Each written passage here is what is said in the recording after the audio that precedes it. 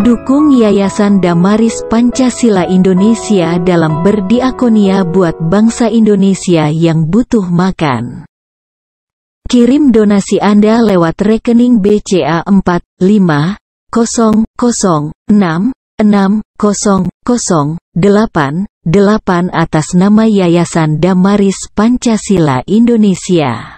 Shalom sahabat Kristiani dimanapun Anda berada, jumpa kembali di channel Alkitab Suara Tuhan dengan konten program Mana Sorgawi. Konten kita kali ini berjudul Silent Kills, diam yang membunuh. Namun sebelumnya, kami memohon untuk Anda menekan tombol like, subscribe, dan menyalakan lonceng notifikasinya agar Anda tetap mendapatkan pemberitahuan jika ada konten terbaru dari channel Alkitab Suara Tuhan. Dan jangan lupa untuk memberikan komentar yang membangun dari konten yang kami sajikan ini. Terima kasih. Selamat mengikuti. Dalam sebuah kelas pembinaan pernikahan, seorang pembicara menggunakan istilah silent kill. Ini menunjukkan kepada sikap suami atau istri yang mendiamkan konflik rumah tangga tidak terselesaikan dan dapat berujung pada perceraian. Silent kill juga dialami oleh Raja Daud ketika ia tidak mengakui dosanya di hadapan Tuhan. Daud merasakan penderitaan ketika ia berusaha keras menyembunyikan dosa-dosanya. Ia merasakan Tuhan mengundangnya untuk mengakui dosa-dosanya dan bertobat. Akhirnya Daud mengakui dosa-dosanya, sehingga ia dapat kembali memuji Tuhan. Mazmur 32, ayat 1 dan 2 berbunyi, dari Daud. Nyanyian pengajaran.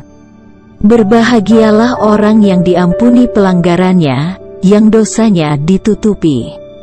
Berbahagialah manusia yang kesalahannya tidak diperhitungkan. Kita mungkin pernah mengalami hal yang sama seperti Daud. Kita memilih untuk menyembunyikan dan tidak mau mengakui dosa-dosa kita kepada Tuhan. Mungkin kita menganggap tidak penting doa pengakuan dosa. Mungkin kita berpikir Tuhan tidak melihat atau tidak tahu dosa-dosa yang kita lakukan. Atau mungkin kita berpikir bahwa Tuhan pasti akan mengampuni, tanpa kita harus datang kepada Dia untuk mengakui dosa-dosa kita. Michael Mangis, seorang profesor psikologis Kristen di Amerika, di dalam bukunya mengatakan bahwa masing-masing kita memiliki dosa ciri khas yang berbeda-beda. Dosa-dosa ciri khas ini biasanya membuat kita frustasi, namun kita menyembunyikan dan dilakukan terus-menerus dalam hidup kita. Walaupun demikian, menurut Mangis, pada dasarnya ada kesamaan dari dosa-dosa ciri khas tersebut, yaitu kesombongan diri. Kesombongan adalah pusat dari jejaring dosa-dosa ciri khas kita yang dapat dibagi dua macam, yaitu: pertama, kesombongan yang mengarah keluar, yaitu kesombongan yang kita tampilkan keluar dari diri kita. Kedua, kesombongan yang mengarah ke dalam, yaitu superioritas dari yang kita sembunyikan. Menurut Mangis, ini kesombongan yang paling berbahaya. Salah satu bentuk superioritas diri adalah pembenaran diri, yaitu membenarkan atau mentoleris dosa ciri khas kita. Melalui pembenaran diri, kita dapat mengatakan bahwa apa yang kita lakukan bukanlah dosa. Tuhan akan memaklumi dan tidak akan menghukum kita. Kita terus membenarkan dosa tersebut dan tidak mau mengakuinya di hadapan Tuhan. Kita membenarkan diri dalam berbagai bentuk. Mengapa? Karena ada ego yang sangat besar dalam diri kita.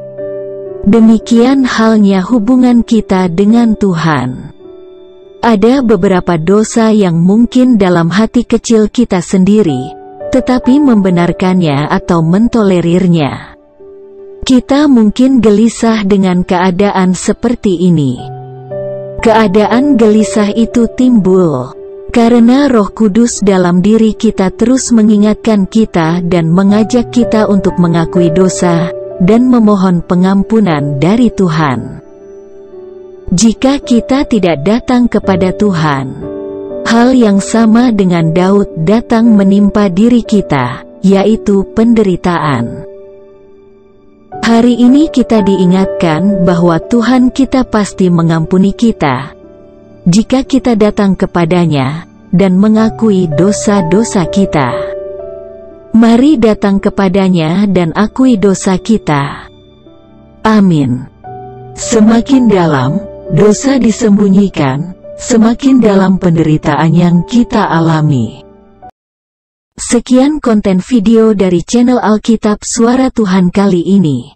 Jangan lupa untuk mendukung channel Alkitab Suara Tuhan dengan cara menekan tombol like, subscribe, dan menyalakan lonceng notifikasinya agar Anda tetap mendapatkan pemberitahuan jika ada konten terbaru dari channel Alkitab Suara Tuhan. Dan jangan lupa pula untuk memberikan komentar yang membangun dari konten yang kami sajikan. Terima kasih. Jehovah Elohim memberkati.